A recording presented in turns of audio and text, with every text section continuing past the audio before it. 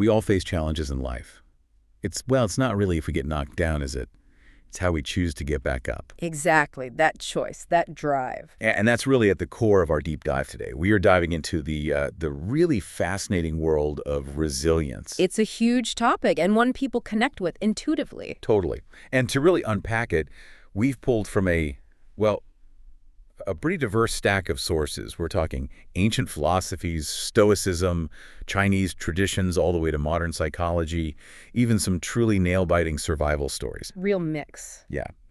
Our mission today is to explore what resilience actually means across these different lenses, how it's been understood through history, and maybe most importantly, uncover some practical, actionable ways you can cultivate it. So hopefully some aha moments along the way. Let's hope so. All right, let's get into it. When we talk about resilience, what exactly are we defining here? We all sort of feel we know it, that bounce back idea. But is there like a common definition? You'd think so, wouldn't you?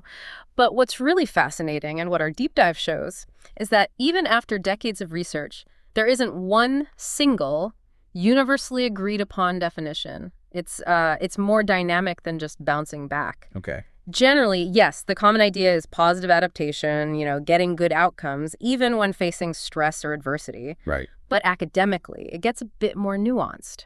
Some researchers see it as an individual trait, something a person has, like optimism, self-efficacy, good problem-solving skills, innate stuff. Okay, so something inside you. Yeah, but others define it more like a process. So the active way someone navigates, manages, and adapts to major stress or trauma over time. Ah, so it's something you do, not just something you are. Exactly. And then more recently, there's this really powerful multi-systems perspective.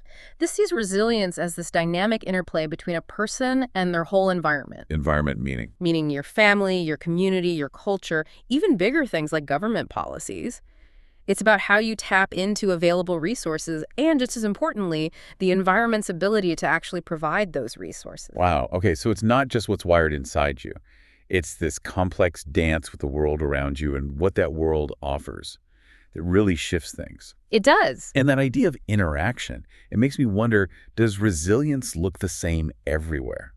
Because our sources really suggest that culture deeply shapes how we even interpret adversity, let alone respond to it. That's a crucial point. It really begs the question, can we understand resilience properly without looking through that cultural lens? Seems like maybe not. Well, think about Western ideas of resilience. They're often really tied to personal competence, taking direct action, gaining control. The pull yourself up by your bootstraps idea. Right, bouncing back through individual strength, tackling the problem head on. But then you look at something like the Chinese resilience model, which draws so much from Confucianism, Buddhism, Taoism, and it's a striking counterpoint. How so? Well, instead of focusing on active control, these philosophies often really champion acceptance of adversity. Acceptance? Yeah, like Buddhism sees suffering as just an essential part of life.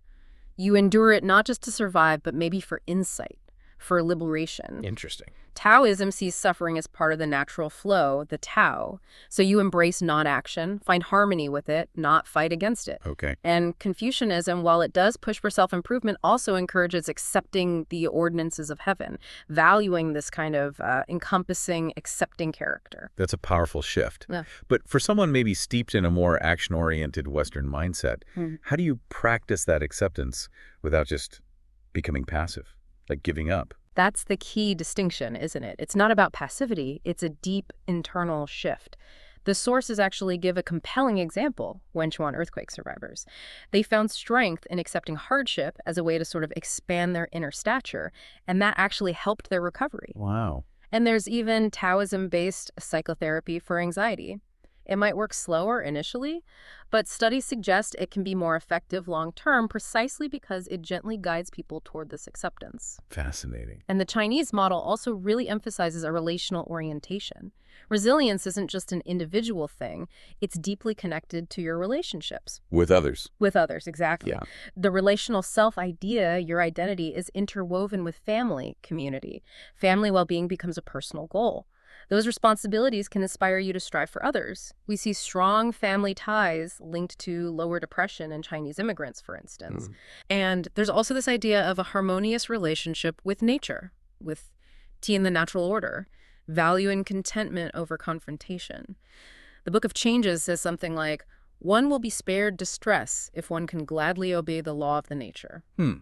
A very different perspective. And finally, these philosophies see adversity as crucial for character building. The goal isn't just to get through it, but to cultivate virtues, benevolence, righteousness, wisdom, faithfulness. Peace of mind comes through self-discipline under stress. Like Mencius said. Exactly. Mencius famously argued that heaven tests people with suffering to harden their nature, overcome incompetence, prepare them for great things. It's this idea that hardship builds you. Right. We even see hints of this in studies comparing Chinese and Western cancer survivors. They showed different emotional changes, different kinds of positive outcomes, suggesting how culturally shaped these experiences are. So it's a complex picture even today, right? With modern influences. Definitely. Many Chinese individuals today navigate what you might call a multicultural self, blending traditional collectivist values with modern individualist ones. So they might endure pain as fate and actively take charge of their self-care. So it's really not just about individual strength, but this deep acceptance, strong relational ties, seeing hardship as a path to character, all shaped by centuries of philosophy. That paints a much richer picture. It really does. Okay, so moving beyond specific cultural context, let's look at how some, well, enduring philosophies and even modern leadership stories offer insights. Let's start with Stoicism.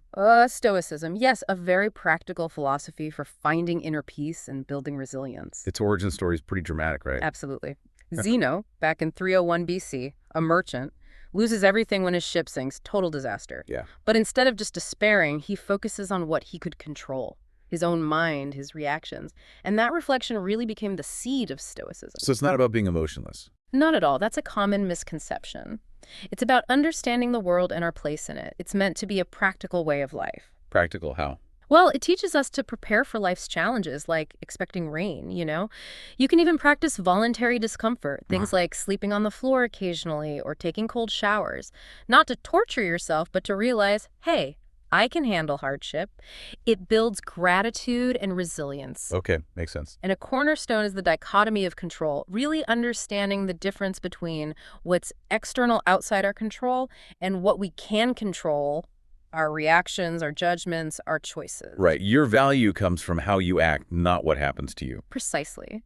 It hinges on 4 cardinal virtues. There's wisdom, knowing good, bad, and indifferent, choosing how to respond thoughtfully. Viktor Frankl put it beautifully.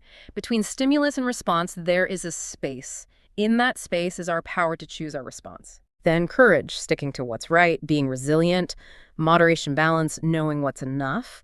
The limit of wealth is to have what is necessary than what is enough. Less is more. Kind of. And finally, justice, often seen as the most important. Not harming others, recognizing we're interconnected, doing good for the whole community. Think of Nelson Mandela after 27 years in prison. Choosing reconciliation. Exactly. Focusing on the future, not retribution. And these ideas, they're not just ancient history, they're foundational for things like rational motive behavior therapy, REBT. Which helps challenge unhelpful thoughts. Right. And Viktor Frankl's logotherapy, which is all about finding purpose. That internal control, the focus on virtue, it's incredibly powerful. But what about, raw passion, perseverance when the odds seem completely stacked against you, when internal strength meets just brutal struggle? Yeah, for that, let's turn to maybe existentialism. And a great example is Santiago in Hemingway's The Old Man and the Sea. Classic. He really embodies those existential traits. Authenticity, awareness of existence, passion, even anxiety. His authenticity shines through in his willingness to suffer. He says pain does not matter to a man. He needs to prove his worth, keep a clear head, suffer like a man. Even when the sharks come hopeless odds, right? He improvises weapons, fights with resolution and complete malignancy. He is just utterly himself. Undeniably. And his consciousness of existing, it's in his sheer perseverance. 84 days without a catch, but his eyes, cheerful and undefeated. Amazing detail. He goes out farther than anyone else. He sees this brotherhood with the creatures he hunts, a connection in life and death. And his battle, though it ends in loss, becomes his triumph.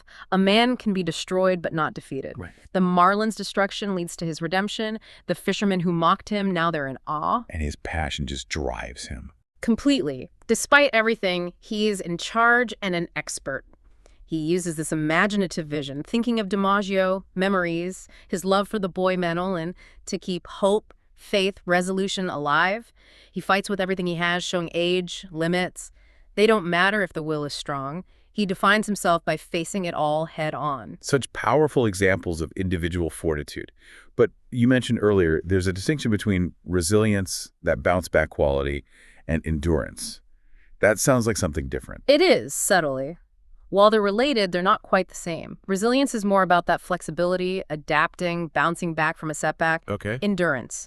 That's more about the will to persist toward a grand goal, deliberately and purposely, sometimes over a long period of time.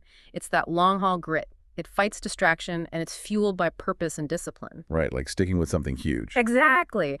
And Sir Ernest Shackleton's Antarctic journey, starting in 1914, that's maybe the ultimate example of endurance. The Endurance Expedition, ironically named in hindsight. Right. His ship gets trapped, then crushed by ice. The crew lives on the ice floes for a year. They endure the polar night, 4 months, no sun. They eventually have to eat their sled dogs. Unimaginable. The mission completely shifts. It's no longer about crossing Antarctica. It's just about getting every man home alive. And Shackleton's leadership in that. Phenomenal. He maintained this unshakable personal optimism, got them playing soccer on the ice, singing during the polar night. He knew how to keep hope alive, painting a picture of rescue even when things looked bleakest. Crucial. He was decisive, listened to his men, but then made the call. He learned to embrace Plan B, then Plan C, didn't get stuck when things went wrong. Adaptability within the endurance. Yes. And maybe most surprisingly, he knew they had to keep celebrating no matter what. He actually splurged some of their precious supplies for a New Year's Eve party, complete with costumes. He understood they needed moments of lightness, of normalcy to keep going. That's incredible. That long-haul grit, fueled by purpose. Yeah. It makes you wonder, okay, if resilience and endurance are capabilities we can train, how do we actually do it? What's the practical takeaway here? That's the core question, isn't it? And the really powerful insight from all these sources is that these qualities can be cultivated. Resilience isn't just luck or trauma. It can be intentionally bred. Oh. Well, back to the Stoics. Seneca said something like, "Everyone faces up more bravely to a thing for which he has long prepared himself." It comes down to preparation. Okay, so preparing for the ring. Exactly. Pursue wisdom. Keep learning that builds mental readiness. Save money because jobs aren't guaranteed. Invest in relationships. Those people might be your lifeline. Mm-hmm. Build forgiveness into your body. Exercise nutrition so you recover faster. Have backup plans. One setback shouldn't be a dead end. And consciously, actively convert resentment into energy. Don't let it just sit there. Turning negatives into fuel. Precisely, which ties into knowing what you're fighting for. You need a goal so bewilderingly meaningful, as one source put it, that minor setbacks just don't derail you. That purpose cuts through what's called psychic entropy. That mental fog when things go wrong. Exactly, that feeling of helplessness. Purpose gives you direction. And always, always remember, whatever fails is fuel. Failure's an event, not an identity. Analyze it, learn from it, and use that energy to leap higher, like Marcus Aurelius said about fire. It consumes what's thrown on it and burns brighter. Right. Uses the obstacle as fuel. That's a really potent way to reframe failure. Now, beyond these sort of individual mindsets, the sources also talk a lot about spirituality and emotional healing. That seems like another whole dimension. It absolutely is. Spirituality, and here we're distinguishing it from specific religious dogma, is described as this internal connection to something transcendent, to meaning. It's multifaceted and often a powerful healing agent. How does that work in practice? Well, spiritual practices often function as really effective coping mechanisms. People in the studies talked about prayer and meditation for calming, centering, finding peace. One person literally said, "When I pray, my heart rate slows down, like I'm being held." Whoa. Reading scripture can offer moral support, guidance, spiritual music, chanting ways to express emotion, feel transcendence, and connecting with nature was huge for some grounding, solitude, renewal. "I feel God more clearly than anywhere else," one participant shared. So it provides comfort and tools. Comfort, tools, and often profound transformation through insight. People spoke about gaining self-awareness, acceptance, maybe unlearning self-blame. Forgiveness came up a lot, letting go of resentment, forgiving oneself. Someone said, "I kept carrying guilt for years until I learned how to forgive myself through prayer." That's significant healing. Huge. And finding a sense of purpose, reframing wounds as part of a larger journey. My pain isn't pointless. It shaped who I've become. And that feeling of connection to a higher power often brings security, trust. And does community play a role here too? Immensely. Emotional healing is often boosted in social spiritual settings. Getting support from mentors, hearing shared stories and testimonies that validation is powerful. It was like hearing my own story, someone recalled. Group rituals offer release, belonging, even acts of service. They provide purpose, distraction, gave me a reason to get out of bed. Right. All this can build a stable spiritual identity, an internalized belief system that provides stability, endurance through faith, a kind of moral compass. That sounds incredibly beneficial. Yeah. I imagine it's not always straightforward. Are there challenges people face trying to find healing this way? That's a really important point to make, yes. It's not always smooth sailing. People can face spiritual doubts, crises of faith, feel distant from their spiritual source. Negative religious experiences, judgment, exclusion, fear-based teachings can actually make things worse. Guilt and shame can get magnified by rigid interpretations. Sometimes people feel isolated if their beliefs don't align with those around them. And there can be real conflicts trying to square spiritual values with secular norms. So yes, while powerful, it can be complex. Okay, so this whole deep dive, it really shows resilience isn't this fixed thing, is it?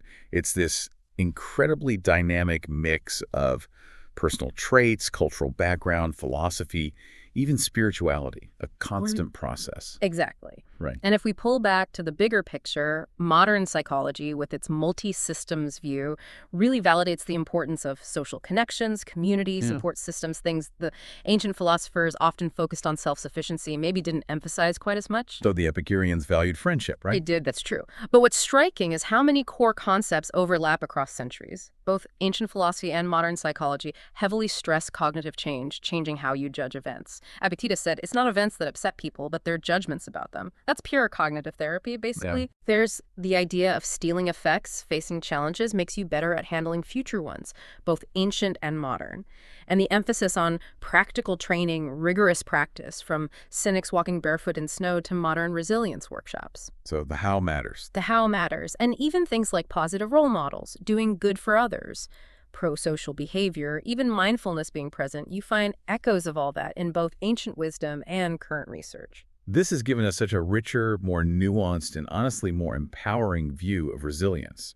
It's definitely not just bouncing back. It's accepting, persisting, growing, maybe even flourishing, using all this wisdom, ancient and modern. Absolutely. The whole journey of cultivating resilience, whether you approach it through philosophy, spirituality, practical preparation, it highlights this powerful truth. External stuff might be unpredictable, sure, but our ability to respond, to learn, to grow, that's fundamentally within our grasp. So, thinking about all this, what new insights will you choose to be your fuel when life throws its next curveball?